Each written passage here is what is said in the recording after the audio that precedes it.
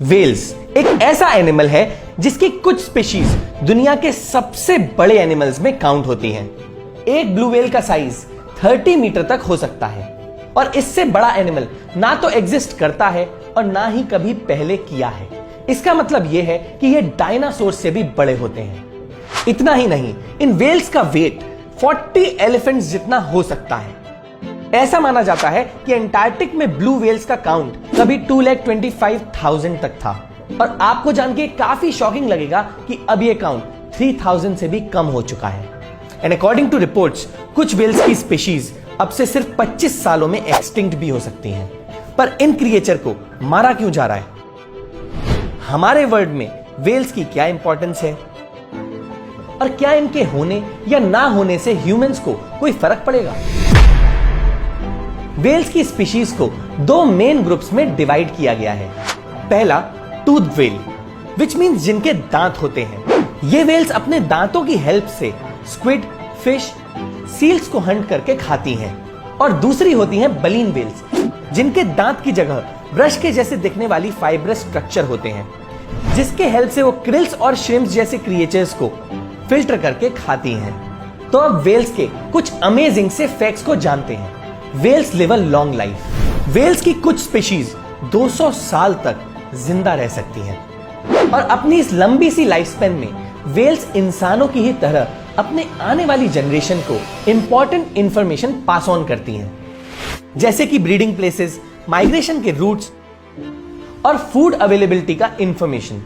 Longest migratory mammals, whales की कुछ species हर साल ब्रीडिंग और फूड के लिए 10,000 किलोमीटर तक ट्रेवल करती हैं, जो कि कई सारी स्पीशीज के लिए ट्रेवल करना इम्पॉसिबल होता है।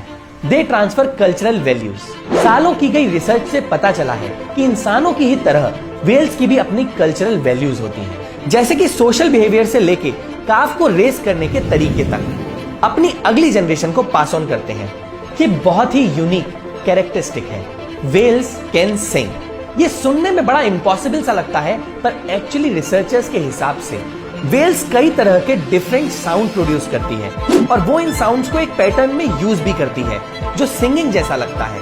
माना जाता है कि ये सिंगिंग ऑपोजिट जेंडर को अट्रैक्ट करने के लिए की जाती है। हर लिविंग ऑर्गेनिज्म का नेचर में कोई ना कोई रोल है, पर कुछ ऐसे एनिमल्स हैं जिनके बिना एग्जिस्टेंस इम्पॉसिबल माना जाता है। इन्हें कीस्टोन स्पीशीज कहा जाता है और वेल्स एक कीस्टोन स्पीशीज मानी जाती है। तो समझते हैं वेल्स ऐसा क्या करती हैं जिसके बिना हमारा एग्जिस्टेंस इम्पॉसिबल है। Whales absorb carbon dioxide. हम सबको पता है कि हमारे सांस लेने के प्रोसेस से लेके गुड्स के प्रोडक्शन तक हर चीज से कार्बन डाइऑक्साइड प्रोड्यूस होता है, जिस वजह से हमारे एनवायरनमेंट में कार्बन डाइऑक्साइड काफी ज्यादा बढ़ गया है और वेल्स इसी कार्बन डाइऑक्साइड को एनवायरनमेंट से एब्जॉर्ब करती हैं।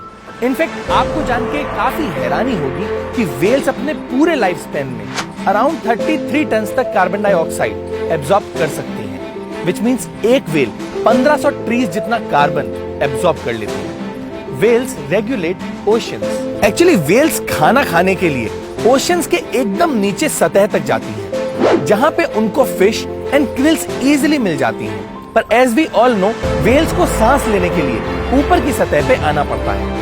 इसी प्रोसेस में ये पानी के सरफेस पे आके पूप भी करती है, जिसको फीकल प्लूम्स कहा जाता है। ये फीकल प्लूम्स न्यूट्रिएंट्स में काफी रिच होते हैं। इसमें नाइट्रोजन, आयरन और फास्फोरस जैसे कई न्यूट्रिएंट्स होते हैं। अब जब ये फीकल प्लूम्स पानी के ऊपर की सतह पे फैल जाता है तो इससे कई माइक्रो ऑर्गेनिजम्स जन्म लेते हैं, जो कि बहुत सारी फिशेस का खाना होता है। इसी से ओशन में न्यूट्रिशन का फ्लो बना रहता है। Whales facilitate planktons. जो भी माइक्रो ऑर्गेनिजम्स वेल से फैसिलिटेट होते हैं, उन्हीं में से एक है प्लैंक्टन्स। प्लैंक्टन्स एक्चुअली छोटे माइक्रोस्कोपिक ऑर्गेनिजम्स होते हैं। ये दो तरह के होते हैं, plant planktons and animal planktons. ये दोनों ही प्लैंक्टन्स हमारे एटमॉस्फेयर से around 37 billion metric ton carbon dioxide absorb करते हैं। ये उतना ही कार्बन डाइऑक्साइड है जितना 1.7 बिलियन ट्रीज एब्जॉर्ब करते हैं, एंड दैट इज ह्यूज। और ये सब वेल्स की वजह से होता है। पर अनफॉर्चुनेटली सालों से वेल्स को दुनिया भर में कई रीजन से मारा जाता है। इंसान वेल्स को कभी खाने के लिए, कभी परफ्यूम बनाने के लिए, तो कभी मशीन के ऑयल्स बनाने के लिए मारते हैं। आज मार्केट में व्हेल्स के ऑलमोस्ट हर एक बॉडी पार्ट का इस्तेमाल किसी ना किसी फॉर्म में हो रहा है और इनको इसी कॉमर्शियल वैल्यू की वजह से टारगेट किया जाता है। और सबसे डिस्टर्बिंग बात यह है कि व्हेल्स की पॉपुलेशन को रिवाइव करना बहुत मुश्किल है क्योंकि इनका रिप्रोडक्शन रेट बहुत कम है। व्हेल्स 1 से 3 साल में सिर्फ एक ही काफ रेज कर पाते हैं, इसलिए ये एक स्लो और लॉन्ग प्रोसेस है। अगर व्हेल्स को कॉमर्शियल पर्पसेस की वजह से मास किल नहीं किया जाता तो आज उनकी एस्टिमेटेड पॉपुलेशन के हिसाब से व्हेल्स हर साल 16,000 टन कार्बन हमारे वर्ल्ड से एब्सॉर्ब कर रही होती, जो कि ग्लोबल वार्मिंग और क्लाइमेट चेंज को कंट्रोल करने का एक बहुत बड़ा तरीका होता। But sadly we are far from reality right now. तो अगर आपको लगता है कि व्हेल्स को बचाना एटलीस्ट अब बहुत जरूरी है तो इस वीडियो को शेयर करके ज्यादा से ज्यादा लोगों को व्हेल्स की इंपॉर्टेंस के बारे में बताइए, क्योंकि जितने ज्यादा लोग अवेयर हो पाएंगे उतनी ही जल्दी हम इस इंडेंजर्ड स्पीशीज को बचा पाएंगे। That's it for this video. See you next week. हम ऐसे ही एनवायरमेंट अवेयरनेस पे फिल्म्स बनाते हैं, तो अगर आप एनवायरमेंट को लेके थोड़ा सा भी सीरियस हैं और उसे सेव करना चाहते हैं तो आप इको फ्रीक्स नाम के फेसबुक ग्रुप को ज्वाइन कर सकते हैं।